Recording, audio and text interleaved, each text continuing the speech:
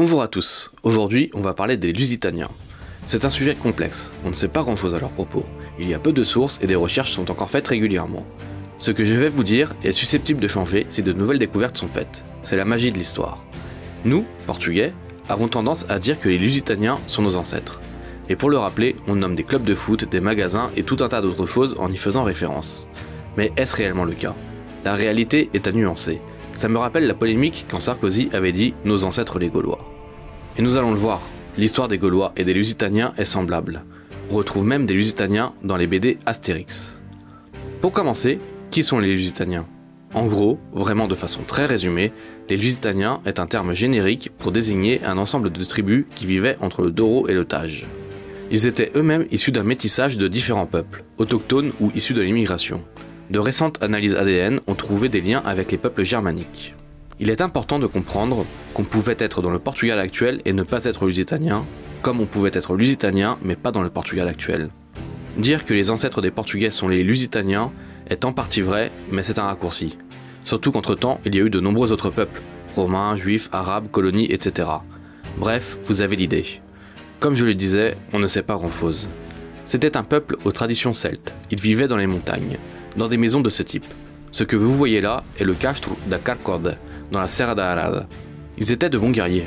Les femmes étaient également formées au combat. Il existe des vestiges des armes, casques, ainsi que des statues représentant des guerriers. Ils étaient également bons cavaliers et possédaient de bons chevaux. Aujourd'hui encore, les chevaux lusitaniens sont très appréciés. Les Lusitaniens sont connus pour avoir combattu hardiment les Romains. Les combats commencent aux environs de -194 avant Jésus-Christ. Avec le temps, un traité de paix finira par être signé.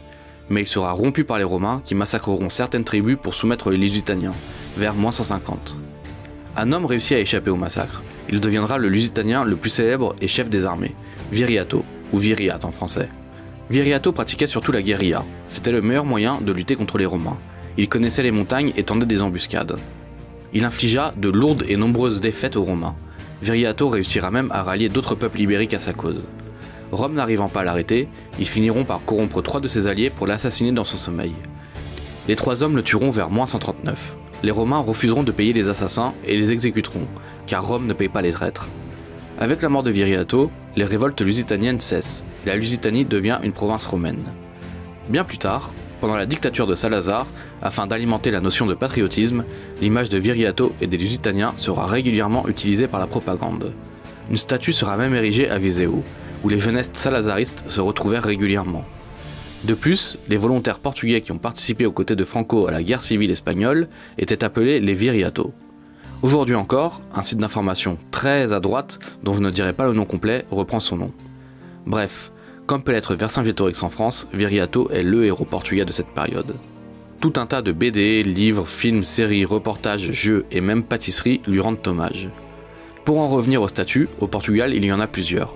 Celle de Viseu se situe dans un lieu nommé Cava de Viriato, endroit où on pense qu'il y avait un campement lusitanien. Mais rien n'est sûr, ça peut aussi bien être un camp romain ou arabe. Il y a également une statue de lui à Folguzinho, dans la Serra da Estrela, endroit où il serait peut-être né. Il y a même une supposée maison où il aurait vécu. Toujours dans cette région, une ville a même été renommée en son honneur, Cabanas de Viriato. Là aussi, il y a une statue de lui. Enfin, à ma connaissance, la dernière statue le représentant se trouve à Lisbonne, sur l'arc de la rue Augusta, face à la place du commerce. Là, on vient juste de parler des hommages portugais. Je vous rappelle qu'une partie de l'Espagne était également en Lusitanie, et eux aussi revendiquent Viriato. Il y a une peinture, place et statue de lui à Zamora, et également à Cáceres. Si vous connaissez d'autres hommages à Viriato que j'aurais oubliés, n'hésitez pas à les mettre en commentaire.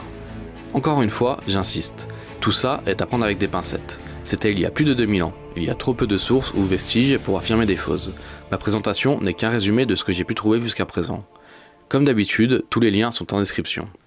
Voilà, j'espère que ce résumé vous permettra de mieux comprendre cette période de l'histoire. N'oubliez pas l'abonnement et le like. Rejoins-moi sur Insta pour plus d'informations sur la culture portugaise. A bientôt!